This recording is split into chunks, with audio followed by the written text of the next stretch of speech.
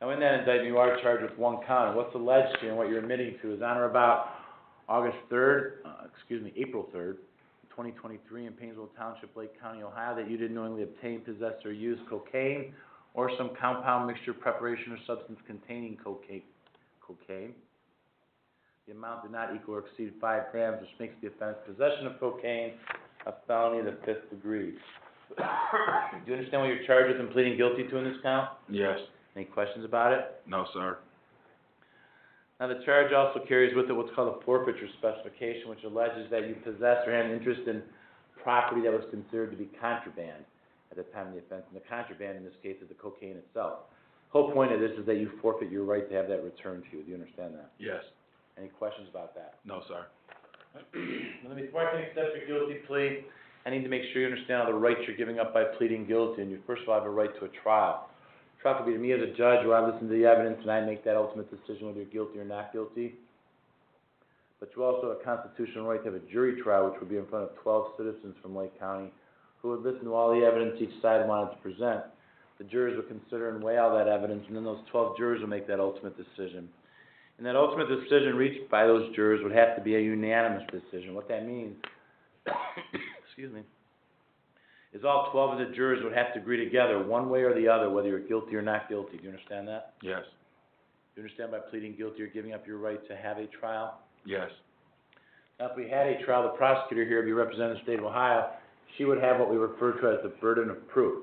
Now, with her having the burden of proof, what that actually means, it's her job, or she bears the responsibility, the obligation of proving you guilty at a trial before you can ever be found guilty. You are presumed innocent of the charge, and the presumption of innocence will stick with you and stay with you until the state, if at all, is ever able at a trial to overcome that presumption of innocence and prove you guilty. Do you understand that? Yes. Now, I talk about this burden of proof since this is a criminal case. The burdens will be referred to as proof beyond a reasonable doubt. And that is the highest burden we have in our justice system. What it actually means, it's the amount of the evidence and the quality of the evidence the state has presented at a trial to prove you guilty. So in this case, they would have to present evidence to prove each element or each part of the charge beyond any reasonable doubt before you could ever be found guilty. Do you understand that? Yes. Do you understand by pleading guilty, you're giving up your right to make the prosecutor here prove you guilty beyond a reasonable doubt at a trial? Yes.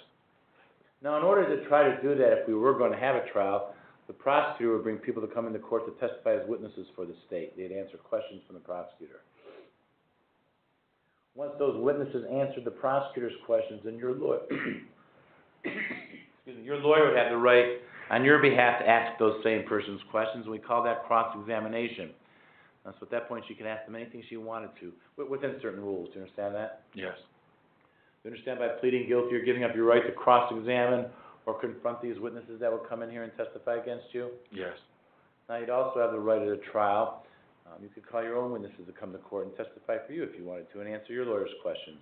Now, you're not required to do that, but you have the right to do that if you wanted. Do you understand that? Yes. And you further can request the court issue an order, and that order we call a subpoena. What a subpoena would do is it would force or make someone come to court and testify for you and answer your lawyer's questions.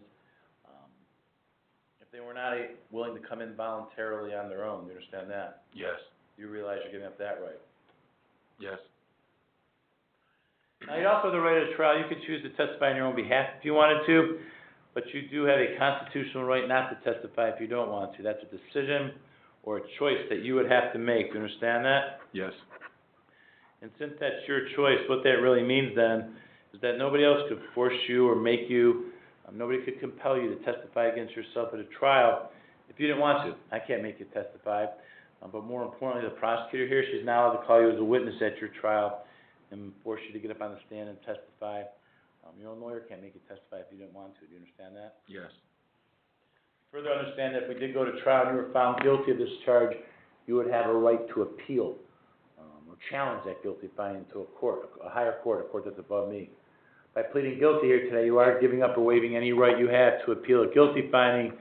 This court will enter if your plea is accepted, as well as any other issues you could have raised or brought to my attention or challenged up to this time. Do you understand that? Yes, sir. All right, well, do you have any questions at all about all these rights we've just discussed? These are all the rights you have and all the rights you're giving up by pleading guilty. Any questions? No, sir. Do you understand them all? Yes, sir. Do you still want to plead guilty? Yes. You understand your plea of guilty is a complete admission of guilt. It means you're admitting to the facts being alleged by the prosecutor. We're not going to come back later and argue you didn't do it, or it's someone else's fault, or anything like that. Do you understand that? Yes, sir. Further, as a result of pleading guilty, the effect of that plea is you will be found guilty by the court of the charge. Excuse me, and at a subsequent date, you'll be sentenced by the court. Do you understand that? Yes, sir. Now, as far as sentencing goes, you're pleading guilty to a felony of the fifth degree. This is punishable by a possible term in prison of a minimum of 6 months, a maximum of 12 months, or any whole number in that range of 6 to 12. Do you understand that? Yes. Now, you currently have probation or parole, No. any type of supervision to any other courts? No, sir. Do you have any other charges pending against you right now? No, sir. If a prison term were imposed in this case, upon your release from prison, you could be placed on what's called post-release control. It's sometimes called parole. That's a period of supervision you would be on after you completed the prison sentence. And in this case, it could be up to 2 years. Do you understand that? Yes. Now, if you ever are placed on post-release control and you ever violated any of the rules of the supervision, the parole authority could send you back to prison as punishment for violating the rules for another 9 months for each separate violation you committed, up to an overall maximum of 50% or half of whatever the prison term was imposed by the court. Do you understand that? Yes.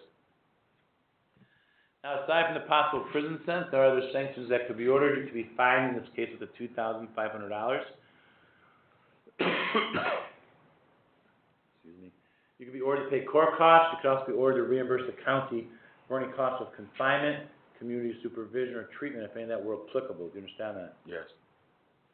You will also, as I alluded to earlier, forfeit any right you have to the contraband of cocaine that was seized from your person. You understand that? Yes. Also, there's a possible license suspension. The suspension is up to 5 years. It's not a minimum of 6 months. Okay, I'm sorry, Touch. So there's a possible license suspension of up to a maximum of 5 years. It's not mandatory, but I could suspend your license anywhere from a day to 5 years. You understand that? Yes.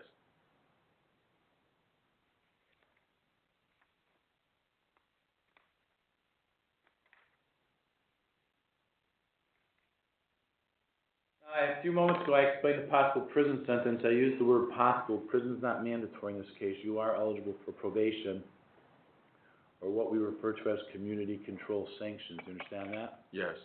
You understand that because you're eligible doesn't mean it's automatic.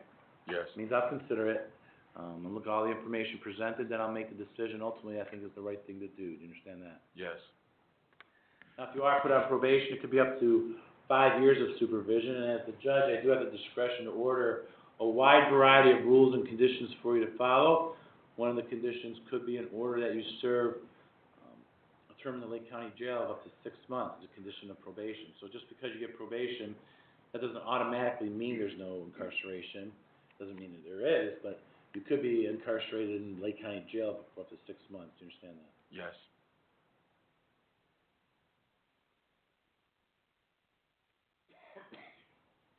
Also, if you are on probation to this court at any point and you ever violate the conditions of your probation, we'll have a hearing here in court to see if you're what's called a probation violator. If it's determined that you are, it could extend your probation for 5 years, if it's not originally 5 years. You can impose more restrictive sanctions against you, including order you serve more time in jail or any time in jail. Or I could terminate your probation and send you to prison at that point. If I did it then, again, it could be anywhere from 6 to 12 months. You understand that? Yes. Lastly, when we do come back here for sentencing, you will have the right on that day to say anything you want. Anything you want me to know or consider. Your lawyer can speak on your behalf. She's allowed to recommend the sentence to the court.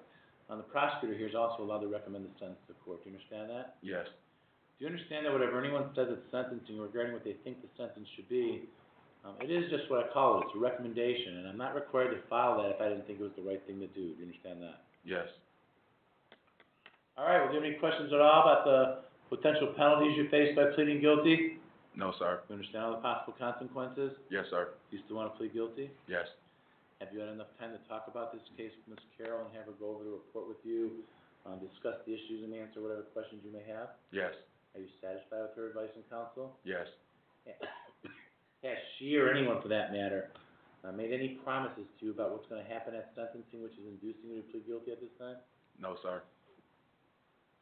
Have you been threatened or coerced in any way to plead guilty? No, sir. Are you entering the plea freely and voluntarily? Yes, sir.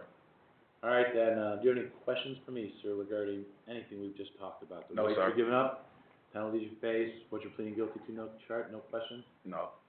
Do you need any more time to speak with Ms. Carroll before you enter your actual plea? No. Then what we'll do now, the prosecutor here will explain for me what she believes the evidence would show if we had a trial. I want you to listen to her, because I'll have some questions for you about that, all right? Okay. Ms. Culotta? Thank you, Judge. Had the state proceeded to trial in this matter, Judge, the state would have brought forth the following facts. That was April 3rd of 2023. The Ohio State Highway Patrol was situated on State Route 2 near milepost 13. While he was stationary in the center of the highway, he saw a red four-door Kia Forte pass his location with what he observed to be extremely dark window tint.